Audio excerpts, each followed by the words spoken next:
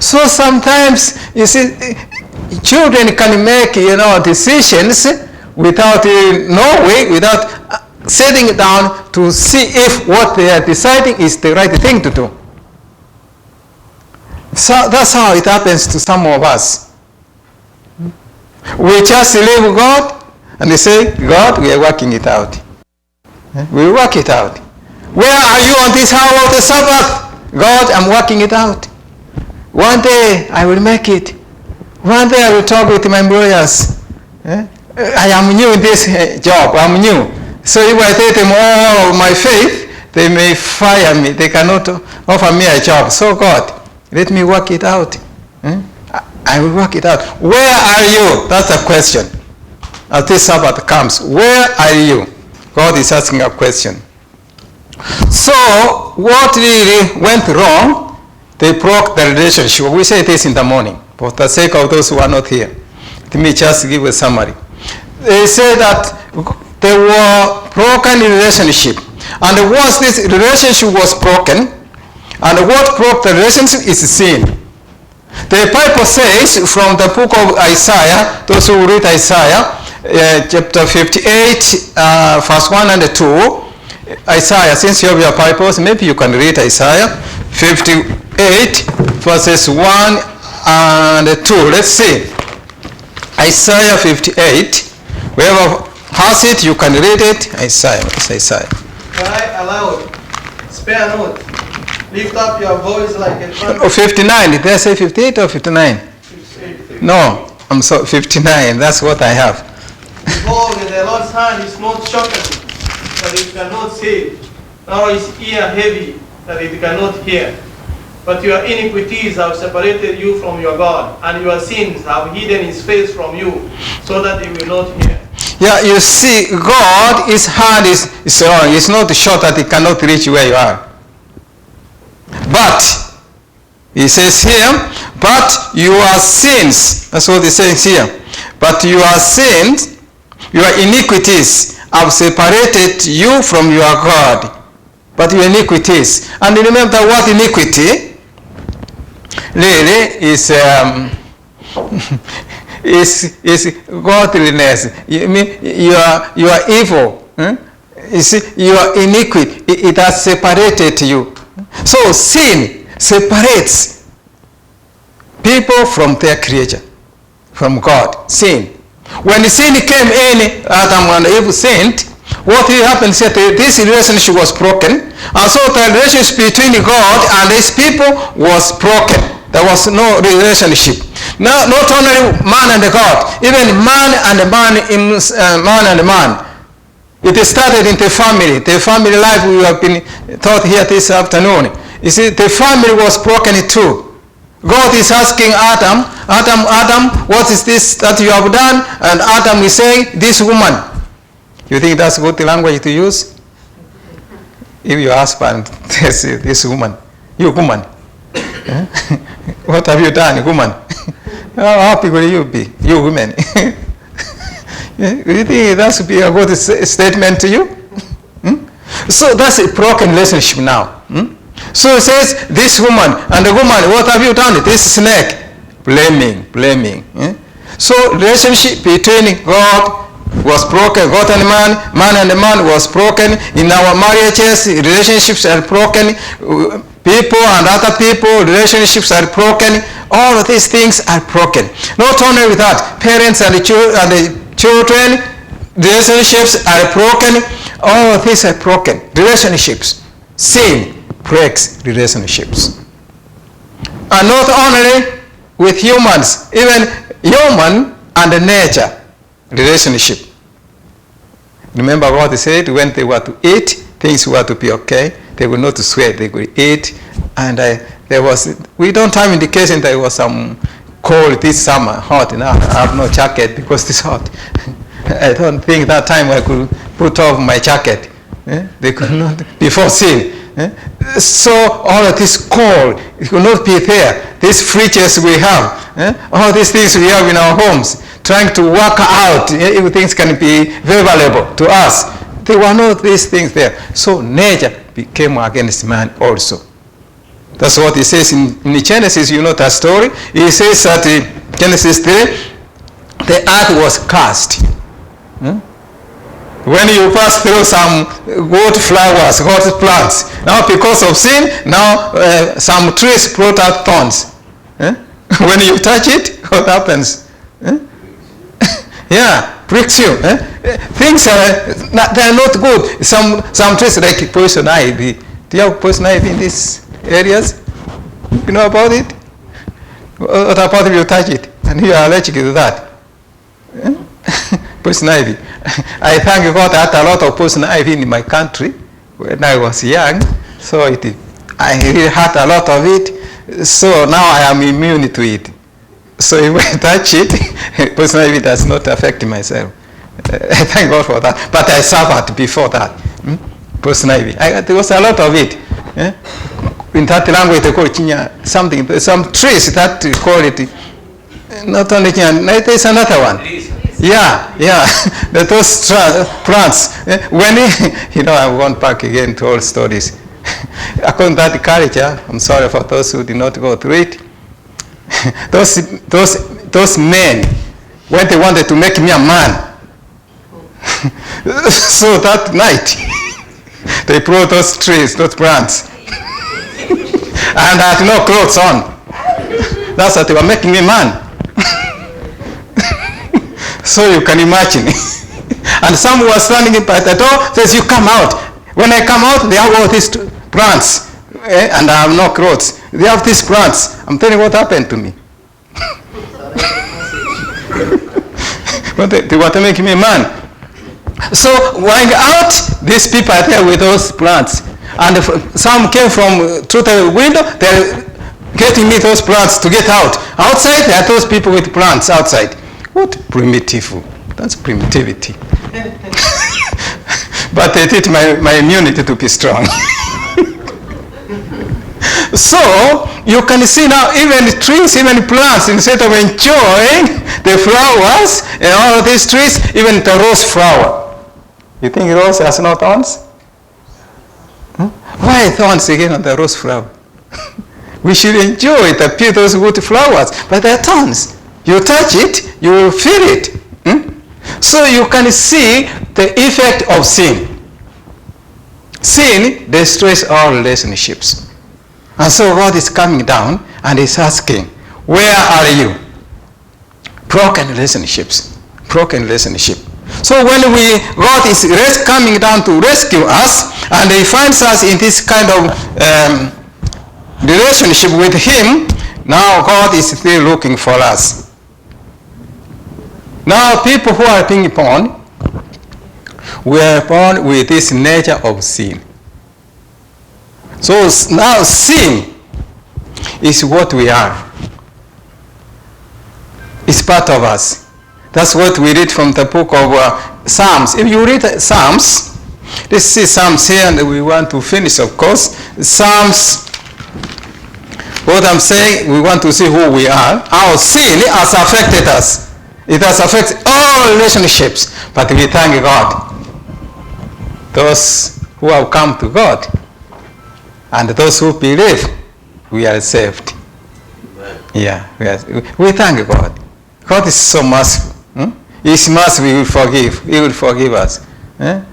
Though we are running away, God can forgive. So Psalms 51,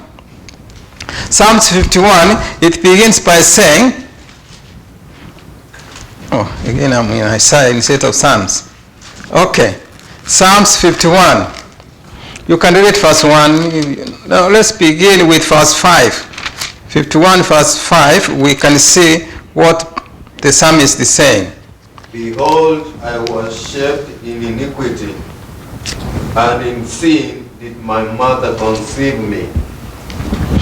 Yeah, he's saying that, behold, I was brought forth in iniquity. He says, surely I was sinful at birth, sinning from the time my mother conceived me. So you were sinner from what time? How old were you at that time? 0.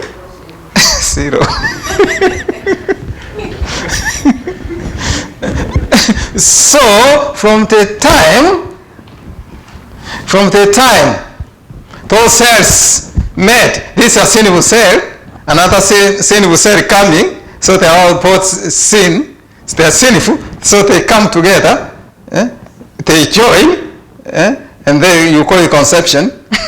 So when they join, so those cells, they are what? They are sinful. So what they are going to form, you think it's going to be sinless? So this is what the psalmist is saying here, that from birth we were born sinners. And if you look at 58 verse 3, 58 verse 3, the same Bible, same Psalms, 58 verse 3, this one says, even from my birth, the wicked go astray. From the womb they are wayward and speak lies. You can read another version. The wicked are estranged from the womb. They go astray as soon as they are born, speaking lies. Yeah. So they get astray from where? From the womb. Yeah, before you are born, you are. So you are lost even from your mother's womb. Yeah. So to say that Liraika, say an angel, a baby, they call Liraika an angel. That reason is not. That's misuse of words. So there is no one who is an angel when they think the angel is good. Of course, the angel is good. The term angel. They say someone who is good maybe is like an angel, but. Remember, we are sinning from birth. Therefore, my friends, sin is part of our existence. Sin is what we are. Sin is not what we do, but it's what we are. Remember, sinful actions do not make us sinful. Sinful actions do not make us what? Sinful. Our sinful nature produces sinful actions. So really, you don't say, now what you are doing is not making you sinful. It's what you are. So your sinful nature produces what? Sinful actions. So when you do something wrong, that's why I say sometimes when two people say, so and so has done wrong to me. So it is not that person. It is the nature of that person. That's why he is behaving that way. So really for me, I have no enemies. And I thank God. Even if you cut my hand, you are not my enemy. That's what I know. And I knew this when we were in school, and I told you Owit. So Owit, we were just practicing how to preach and all those things to college. I say, Owit, are you a Christian? These were pastors training as pastors. He said yes. Then I came and I said, Owit at least taught us small babies. So I said, Owit, if I go and I cut the head of your little daughter, how will you behave to me? I saw him thinking. I saw him thinking. So my friends, the person who does wrong to you, you have to know that it is the nature of that tree. So really, there is nothing you can do with that nature. And in fact, that's what Jesus was saying in Matthew chapter 7. Let's see, maybe we're about to finish. Matthew chapter 7. You see what God says. Let us know what the Bible is saying. Matthew chapter 7. Yeah, let's begin with verse 16. Those who have got it quickly before me. You will know them by their fruits. Do men gather grapes from thorn bushes or figs from thistles? Even so, every good tree bears good fruit, but a bad tree bears bad fruit. Yeah, you see that? You see, good tree bears good fruits, and a bad tree brings what? So what do you do to make this bad tree to get good fruits? What can you do? Are you going to pit it, punish it? What do you do with it to get good fruits? Helen, what can you do to a bad tree, a bad fruit to bring, like lemon tree? What could you do to make it orange tree? So how can it produce an orange from a lemon? Grafting. Not even by grafting. What do you do? So, which means really you have to kill, even in grafting, you have to kill the top, then you put in something different on it. You get a different branch, so you put on it, you graft it. So you have to do, at least one has to die. One part of it has to die, so you get what you want. So he's saying here then, Jesus is talking about that no good tree can produce bad fruit, or bad tree to get good fruits. Continue reading. Verse 18. A good tree cannot bear bad fruit, nor a bad tree can bear good fruit. Every tree that does not bear good fruit is cut down and thrown into the fire. Therefore, by their fruits you will know them. Yeah. So it is not what they are doing, but it is the nature. So the nature of a tree will be known by its fruits. Therefore, those who have come to Jesus Christ, they are expected to have Jesus Christ so that we can bear good fruits. You have to come to a point saying, it is not I, but Christ. And let self be surrendered. Self to be surrendered. Not me. And even those who come, the Bible says you become new creation, new creature. Behold, the whole has gone. Now I am a new person. Then you have to walk the newness of that life. Therefore, you will bear good fruits. But you cannot force to bear good fruits if the nature is not good. You cannot do it. You will try, you will never make it. The only thing is just to say, okay, now I have to die. And that's what the Bible says, that we have to die to sin so that we can bear good fruits. So God is asking, what can a sinful person do when they want to bring other people in? Can a sinful person rescue another sinner? Rescue the perishing. You know, Jesus said, if two blind people guide each other, how far will they go? Who will say there is a pit here, there is how to walk? Who will say, you see, both of them in trouble. Really, you are killing two people. So one has to have sight, good sight, so that to lead the other one who's blind. So to rescue the perishing, you must be a light. Your nature, you must be different, my friends. Because human beings are not easy to lead. Didn't you know that? It's not easy to guide a person. Because the world is under the dominion of sin. And you see how these governments are trying to save security. When they have security, what do they have? Do they go to speak and say, okay, peace, peace here and there?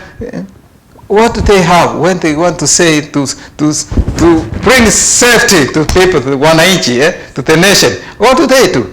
You mean it's just talking? No. You know, and all of these sophisticated weapons, are they to kill animals? Why? You see, it is not easy to tame a human being. It's not easy to control the human being. So whenever I tell you, be good, I cannot make it. Whenever I pity you, whenever I do anything, I cannot make it. And you cannot be. The only solution is to know how the nature can be exchanged. You have to exchange your nature. Your nature has to die. And dying really is to say, now I have decided to follow Jesus. I want to be a person of God. Now take everything, but give me who? Jesus. Yeah, take everything. Have we come to that point? How much? What is involved in everything? When you say take everything, what is involved in everything? Including you. Everything. Well, you think we have come to that point? Of giving everything? So, my friends, that's the point. That's conversion. That's repentance. That's when you have come to Jesus Christ. Therefore, as we conclude, God is looking for us. We want to prepare ourselves. Tomorrow sometime, we will see who are supposed to go out to rescue others. We will see from Scripture. Who are these? So we are preparing ourselves to become now those who rescue messengers. As we were saying, I remember. We want to become messengers, and you cannot become a good messenger unless you know what involves in being a good messenger. Who's a good messenger? You have to know. The message, we have it, and as I said, the receivers are there, but the problem I always struggle with is the messenger. Those who take it, the message is there, but those who take it, those vessels, including mine, that's where we have a struggle. That's where we challenge. But we are praying that all of us to become good vessels, so we carry this message to others. And we'll see to whom we are sending this message, and who are we to send the message. We'll see as tomorrow comes. So may the Lord be with us. Tonight as you go, ask yourself this question. If God visited you, will He find you in good terms with Him? Will He find you having this relationship with your God, the God you have come to worship, the God you have known for all these years? When He comes, will He find that relationship? Will He come and say, yes? Will He say, yes, God, here I am. He came to Adam and Eve. Where are you? Where are you? Adam is saying, I heard your voice, I had to run away. Why did you run away from me? Why? I've come. Why are you running away? When God visits you tonight, will He find you in a good relationship with Him? That's the question you have. And ask yourself that question seriously. If He visited you, will He find you in a good relationship with Him? That's the question you go with this evening.